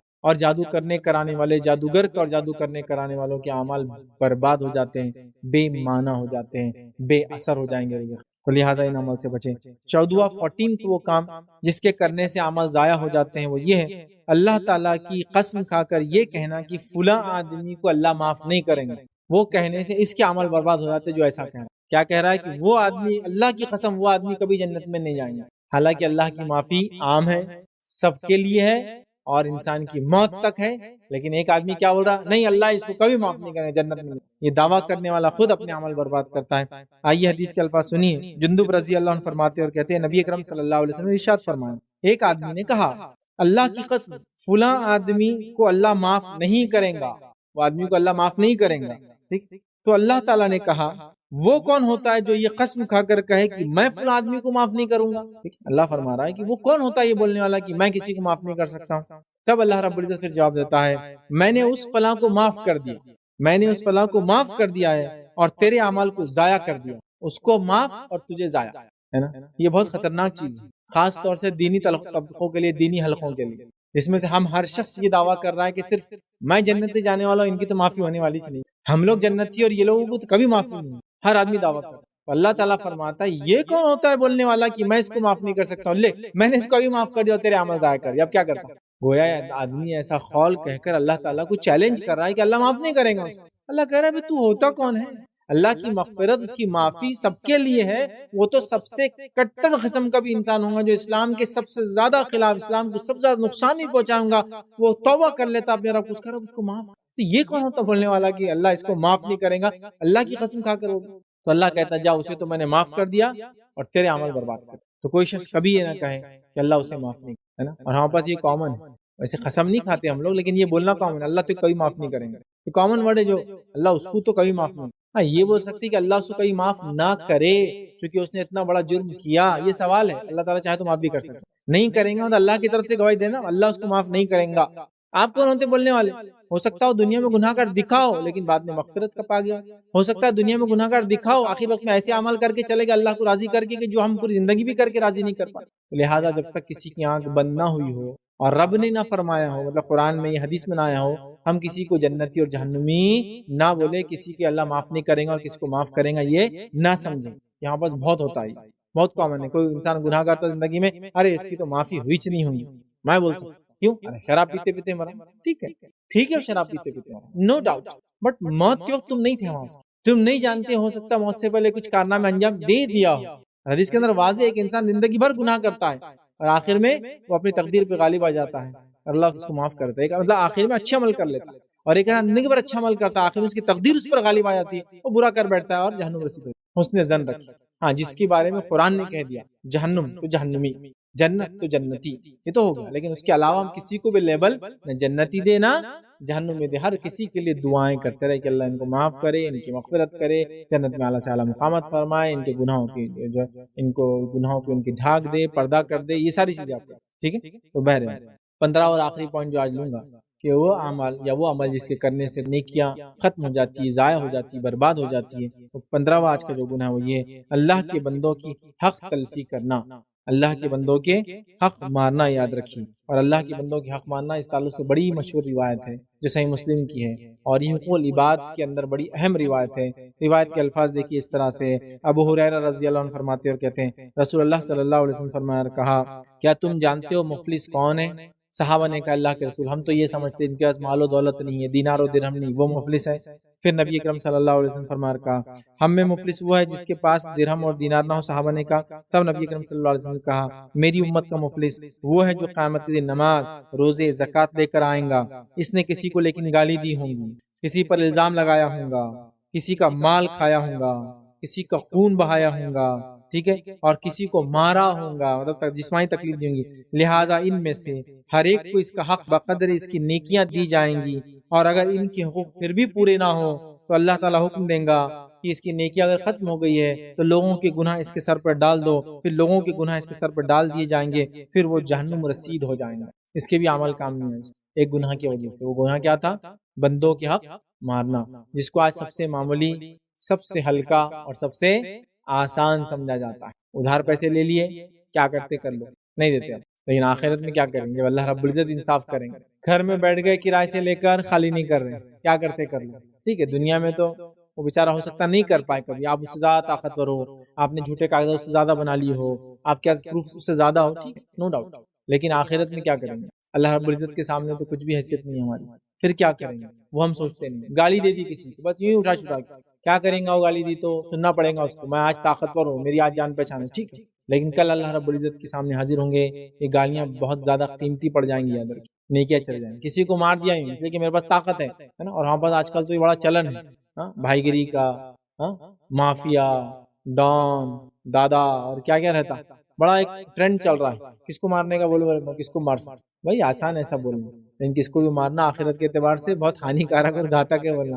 یہ ساری نیکیاں برباد کر دیں گا، چونکہ انسان پہلے سوچتا ہے، اس کی سوچ پھر ارادوں میں بدلتے ہیں، ارادے پھر ایکشن کی طرف جاتے ہیں۔ یہ آج کل بس مار دھاڑ، جھگڑے، خون بہانا بالکل عام ہو چکا ہے، ٹھیک، لیکن یہ آخرت میں بہت مہنگا پڑنے والا، زبان کا غلط استعمال، ہاتھ کا غلط استعمال، کسی کا خون بہانا، یہ سب تو کیا نا، دھوکہ دیا، مال لوٹ لیا، مارا، ظلم کیا، گالی دی، الزام لگا دیا، آسانی سے آخرت میں نیکیاں اٹھا اٹھا کے وہ بٹور بٹور کے لے جائیں گے وہ لوگ، یاد رکھیے۔ حسن بصری رحمہ اللہ کے تعلق سے ایک واقعہ آتا ہے، جب بھی ان کو غیبت کرتا، ان کو کوئی برا بھلا کہتا جو کہ انہوں نے نہیں کیا تھا، تو وہ تحفے میں اس کو ایک خوشبو بھیج دیا کرتے۔ کسی نے ایک بار سوال کیا، وہ آپ کو برا بھلا کہتے ہیں اور آپ ان کو تحفے دیتے ہیں، تو کہا اس سے اچھا انسان دنیا میں کون ہوں گا جو اپنی نیکیاں مجھے دیتا ہو، تو جب وہ نیکیاں دیتا ہے تو میں اس کو تحفے دیتا ہوں، آپ سمجھے؟ تو لہٰذا اپنی نیکیوں کو بچانے کا طریقہ ہے بندوں کے حق کبھی نہ مارے۔ دکھنے معمولی لگتا ہے، وہ اوکیجن پہ آسان بھی لگتا ہے بول دینا، سارے لوگ سپورٹ میں بھی ہوتے آپ کی، بول دیے تو کیا جا رہا ہے کہ ان کی لڑکی بھاگ کے چلے گئی، آپ کو نہیں معلوم کیس کیا ہے، ان کے لڑکے نے فلاں کر لیا، آپ کو نہیں معلوم کیس کیا ہے، انہوں نے تو افیئر ہوگا، یہ الزام ہے، آپ کو نہیں معلوم وہ کیس کیا ہے، کچھ بھی بس یہ تو بہتان لگانا، الزام لگانا، برا بھلا کامن ہے. اچھا گالی دینا منہ پہ ضروری نہیں ہے، آپ پیچھے بھی گالی دیں گے تو گالی ہو. منہ پہ تو نہیں بولا میں نے، پیچھے بول رہے وہ فلاں ایسا، اس کی تو ہے نہیں وہ سامنے، وہ بھی گالی ہے، غیبت بھی ہے اور گالی بھی ہے، ڈبل ہے. ٹھیک، تو لہٰذا ہم بچے، ورنہ بندوں کے حق جب انسان دنیا میں مارتا ہے جو کبھی آسان لگتے ہیں اور کوئی مشکل اس میں بیچ میں نہیں آتی. آپ کو اللہ نے طاقت بھی دیا، آپ اس کا جوابی کاروائی بھی کر سکتے ہیں، وہ بیچارہ آپ کو کچھ بھی نہیں کر سکتا ہے، بٹ روز قیامت وہ آپ کی نیکیاں بٹور بٹور کے لے جائیں گا اور ہم کچھ نہیں کر پائیں گے. لہٰذا اپنی نیکیوں کو بچانا ضروری ہے. تو یہ تھے 15 اعمال جو میں نے چنے، جو اعمال ہماری نیکیوں کو برباد کر دیتے ہیں. اس سے پہلے ہم نے لیکچر لیا تھا گناہوں کو مٹا دینے والے اعمال، آج ہم نے اس میں 10 اعمال رکھے تھے. آج ہم نے دیکھے 15 اعمال جو نیکیوں کو مٹا دیتے ہیں، نیکیوں کو برباد کرتے ہیں، نیکیوں کو جلا دیتے ہیں، نیکیوں کو ہمارے لیے بے معنی کر دیتے ہیں. یاد رکھیے جو کہ ہمارا ریئل ایسٹ اور اصل سرمایہ، اصل پونجی یاد رکھیے جو ہم جمع کرتے ہیں. ان اعمال سے ہم بہت پرہیز کریں. یہ 15 میں نے چنے تھے، اس کے علاوہ بھی کئی اعمال آتے ہیں احادیث کے اندر، قرآن میں. بہرحال وقت نہیں تھا تو میں نے انہیں رکھے، لیکن یہ 15 عمل تھے. ہم کوشش کریں کہ 15 اعمال سے اپنے نفس کو اور دیگر ایسے عملوں سے اپنے آپ کو ہم بچانے کی کوشش کریں اور نیکی کی طرف ہم متوجہ اور گناہوں سے اپنے نفس کو بچائیں. تو اس کے گناہ معاف ہو گئے، اس کی نیکیاں باقی ہے جو اس کفر کی حالت میں کی گئی تھی. یا یہود و نصارہ اگر ایمان لائے تو ان کو ڈبل اجر ملتا ہے، ان کا جو ان کی نیکیاں تھی وہ دگنی کر دی جاتی اور گناہ ان کے پورے معاف ہو جاتے ہیں. تو لہٰذا اس سے پتہ چلا کہ نیکیاں جو ہے باقی رہتی ہے پچھلی اور گناہ معاف ہو جاتے ہیں. تو ایسا بہت سارے دیگر اعمال بھی ہوتا ہے کہ جب انسان توبہ سچی کرتا ہے تو اللہ تعالیٰ پچھلے گناہوں کو مٹا دیتا ہے یا اس گناہ کو مٹا دیتا ہے، نیکی کو باقی رکھتا ہے. یاد رکھیے. تو اگر ایک انسان نے کوئی گناہ کی زندگی گزاری جس کی وجہ سے اس کے اعمال برباد ہو گئے، لیکن اس نے توبہ کر لی، توبہ اگر اس کی سچی تھی تو اللہ تعالیٰ اسے گناہ معاف کر دیں گا اور نیکیوں کا اجر دیں گے. جیسا کہ حدیث میں آتا ہے انسان جو حج کر لیتا ہے، حج کرنے والے کی مثال ایسی جیسا وہ آج پیدا ہوا. تو جس نے حج کیا، جس کا حج قبول کر لیا اللہ نے، اس کی مثال ہے آج پیدا ہوا. کیونکہ جب بچہ پیدا ہوتا ہے تو اس کی نہ نیکیاں ہوتی ہیں نہ گناہ ہوتے ہیں. لیکن اس کا معنی یہ ہے گناہ کے معاملے میں جیسا آج پیدا ہوا، نیکی کے معاملے میں اس کی پرانی نیکیاں پوری باقی. ٹھیک ہے. تو لہٰذا یہ کیس ٹو کیس بھی ڈیپینڈ ہو سکتا ہے، بٹ پچھلی نیکیاں انشاءاللہ عزیز باقی رہیں گی اور گناہ انشاءاللہ عزیز پچھلے اللہ تعالیٰ معاف کر دیں گا جب انسی توبہ کرتا ہے. تو اگر کسی نے گناہ کیا اور اس کے واقعے میں پچھلے اعمال جس کی وجہ سے برباد ہوتے، حدیث کے اندر الفاظ، قرآن میں الفاظ کیے، لیکن اس کی توبہ اگر سچی تھی، رب العزت نے اگر معاف کر دیا تو نیکیاں باقی رہیں گی اور گناہ انشاءاللہ عزیز معاف ہو جائے. کسی نے سوال کیا کہ ابھی بھی زور سے بات کرتے تو اعمال برباد ہوتے ہیں کیا؟ ابھی بھی زور سے بات کرتے ہیں تو مطلب کیا؟ آپس میں بات کرتے تو یہ اس کے لیے نہیں تھا. نبی اکرم صلی اللہ علیہ وسلم کی موجودگی میں ان سے تیز آواز میں بات کرنا یا ان کی موجودگی میں ان کا نام لے کر پکارنا یا ان کی موجودگی میں آپس میں تیز بات کرنے سے منع کیا گیا تھا. اور آج کی حد تک یہ صرف مسجد نبوی میں لاگو ہے کہ اللہ کے رسول کی خبر کے پاس کوئی ہے تو تیز آواز میں بات نہیں کریں گا، چونکہ جو ادب پہلے تھا زندگی میں وہ ادب آج بھی. لیکن اس کے علاوہ آج آپس میں جو بات کرتے ہیں اس میں حرج نہیں، لیکن تیز آواز میں بات کرنا، چیخنا چلانا عموماً پسندیدہ چیز نہیں. یاد رکھے تو اوائڈ کرنا زیادہ اچھا. ایک آدمی کے اخلاق کی علامت ہی اچھے کہ وہ تیز بات نہیں کرتا. انشاءاللہ اپنی بات کو ہم یہ ختم کریں گے. وآخر دعوانا الحمدللہ رب العالمین.